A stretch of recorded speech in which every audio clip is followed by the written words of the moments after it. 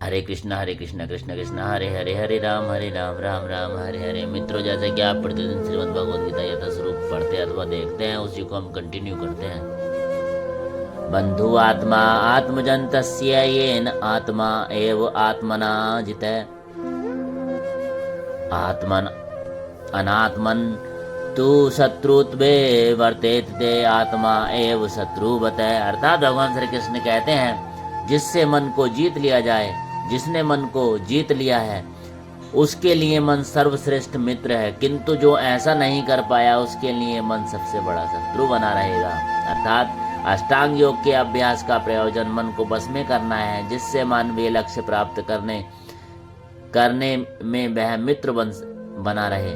मन को बस में किए बिना योग्य अभ्यास करना मात्र समय को नष्ट करना है। जो अपने मन को बस में नहीं कर सकता, वह सत्य अपने परम शत्रु के साथ निवास करता है, और इस तरह उसका जीवन तथा लक्ष्य दोनों ही नष्ट हो जाते हैं। जीवन के स्वाभाविक स्थिति यह है कि वह अपने स्वामी की आज्ञा का पालन करे। जब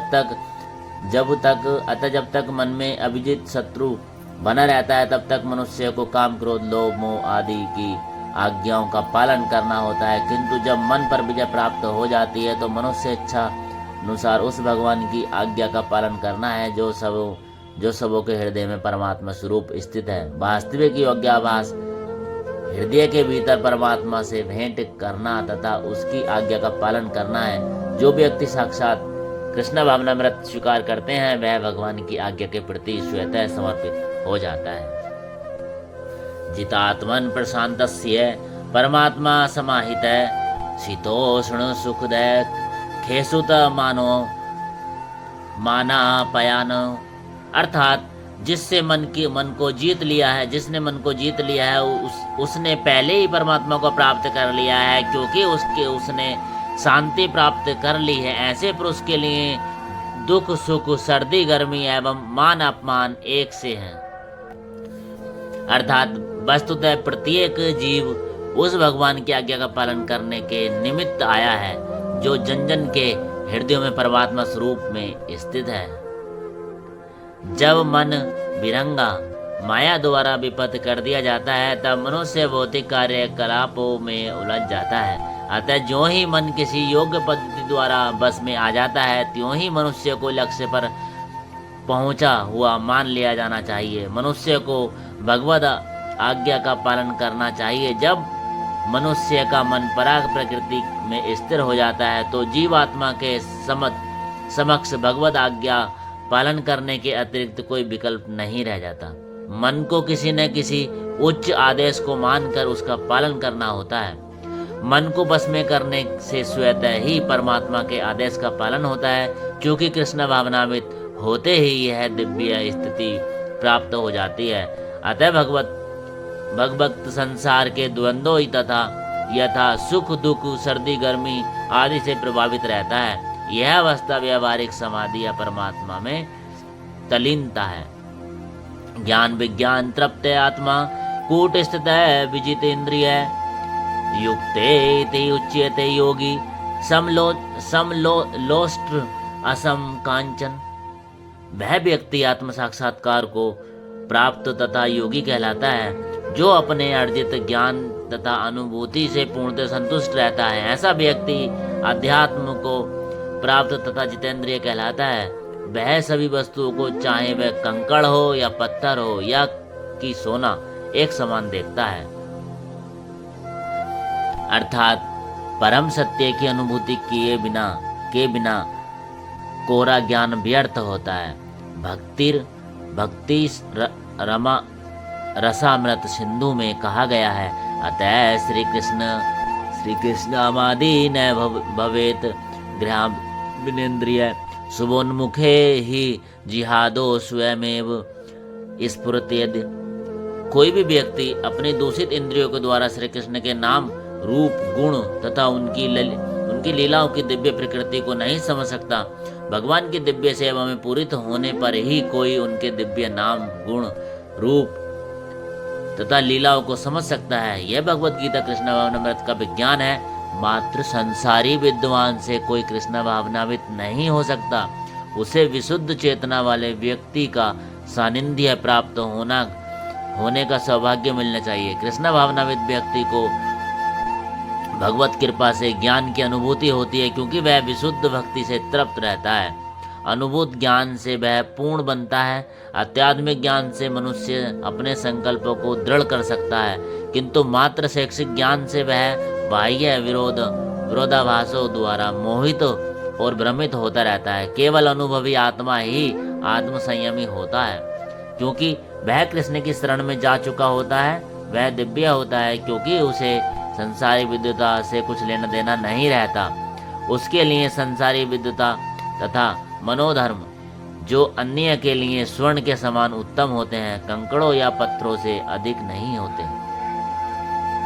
सुहृदय मित्र हरि उदासीन, मध्य रथ द्वेष वसुंधसु, बंधुषु साधुषु अपि च पापेषु समवृद्धि विशिष्यते। अर्थात जब मनुष्य निष्कपट हितैषियो मित्रो तटस्थो मध्यस्थो ईर्ष्यालुओ शत्रु तथा मित्र पुण्य आत्माओं एवं पापियों को समान भाव से देखता है, तो वह भी उन्नत माना जाता है। योगी युज्येत सततमात्मान रहस्य स्थित है, एकाकी यत चितात्मा निराशा ही परिग्रह। अर्थात योगी को चाहिए कि वह सदैव अपने शरीर, मन तथा आत्मा को परमेश्वर में लगाए, एकांत स्थान में रहे और बड़ी सावधानी के साथ अपने मन को बस में करे। उसे समस्त आकांक्षाओं तथा संग्रह भाव की इच्छाओं से मुक्त होना चाहिए। अर्थात कृष्ण की अनुभूति ब्रह्म परमात्मा तथा श्री भगवान के विभिन्न रूपों में होती है। संक्षेप में कृष्ण भावनामृत का अर्थ भगवान की दिव्य प्रेम भक्ति में निरंतर प्रवृत्त रहना।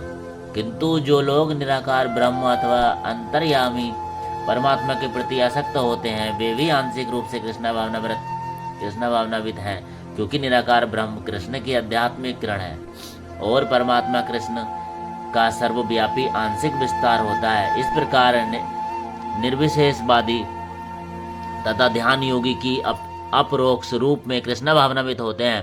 प्रत्यक्ष कृष्ण भावनाविद व्यक्ति सर्वोच्च योगी होता है, क्योंकि ऐसा भक्त जानता है कि ब्रह्म और परमात्मा क्या है।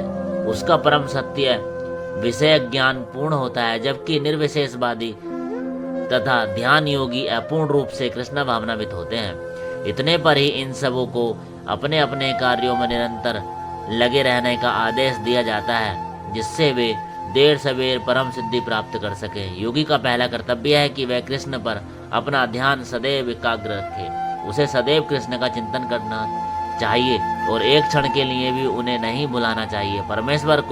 परमेश्वर में मन की एकाग्रता ही समाधि कहलाती है। मन को एकाग्र करने के लिए सदैव एकांतवास करना चाहिए और बाहरी उपद्रवों से बचना चाहिए। योगी को चाहिए कि वह अनुकूल परिस्थितियों को ग्रहण करे और प्रतिकूल परिस्थितियों का त्याग कर दे, जिससे उसकी अनुभूति पर कोई प्रभाव न पड़े। पूर्ण संकल्प कर लेने पर उसे उन व्यर्थ की वस्तुओं को पीछे नहीं पड़ना चाहिए जो परिग्रह भाव से उसे फंसा ले। ये सारी सिद्धियां तथा सावधानियां तभी पूर्ण रूप से कार्यवंतित हो सकती है जब मनुष्य प्रत्यक्ष कृष्ण भावनाविद हो, क्योंकि साक्षात कृष्ण भावनामृत का अर्थ है आत्मोत्सर्ग, जिसमें संग्रह भाव अथवा परिग्रह के लिए लेस मात्र स्थान नहीं होता। श्रील गोस्वामी कृष्ण भावनामृत का लक्षण इस प्रकार देते हैं। अनासक्तस्य विषयान यथारमहु पूज्यते, निर्बंध कृष्णा संबंधे युक्तेन वैराग्यमुच्यते, प्रापचिकतया बुद्धिया हरि संबंधी वस्तुन मुमुक्षी परित्यागो वैराग्य फलु कथते। जब मनुष्य किसी वस्तु के प्रति आसक्त न रहते हुए कृष्ण से संबंधित हर वस्तु को स्वीकार कर लेता है, तभी वह परिग्रह से ऊपर स्थिर हो जाता है। दूसरी ओर जो व्यक्ति कृष्ण से संबंधित प्रत्येक वस्तु को बिना जाने त्याग देता है, उसे वैराग्य पूर्ण नहीं होता। कृष्ण भावनाविद व्यक्ति भली भांति जानता रहता है कि प्रत्येक वस्तु श्री कृष्ण की है। फलस्वरूप वह सभी प्रकार के परिग्रह भाव से मुक्त रहता है। इस प्रकार वह अपने लिए किसी वस्तु की लालसा नहीं करता। वह जानता है कि किस प्रकार कृष्णा भावनामृत के अनुरूप वस्तुओं को स्वीकार किया जाता है और कृष्णा भावनामृत के प्रतिकूल वस्तुओं का परित्याग किया जाता है। वह सदैव भौतिक वस्तुओं से दूर रहता है क्योंकि वह दिव्य होता है और कृष्णा भावनामृत से रहित व्यक्तियों से किसी प्रकार का सरोकार न रखने के कारण सदा अकेला रहता है। अतः कृष्णा भावनामृत में रहने वाला व्यक्ति पूर्ण योगी होता है।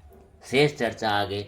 हरे कृष्णा कृष्ण कृष्ण हरे हरे, हरे राम राम राम हरे हरे। चैनल को सब्सक्राइब करें, वीडियो को लाइक कमेंट शेयर कर देना। यहाँ पे इस चैनल पर आपको भगवत गीता संपूर्ण आपको मिलेगी सुनने के लिए। हरे राम हरे कृष्णा।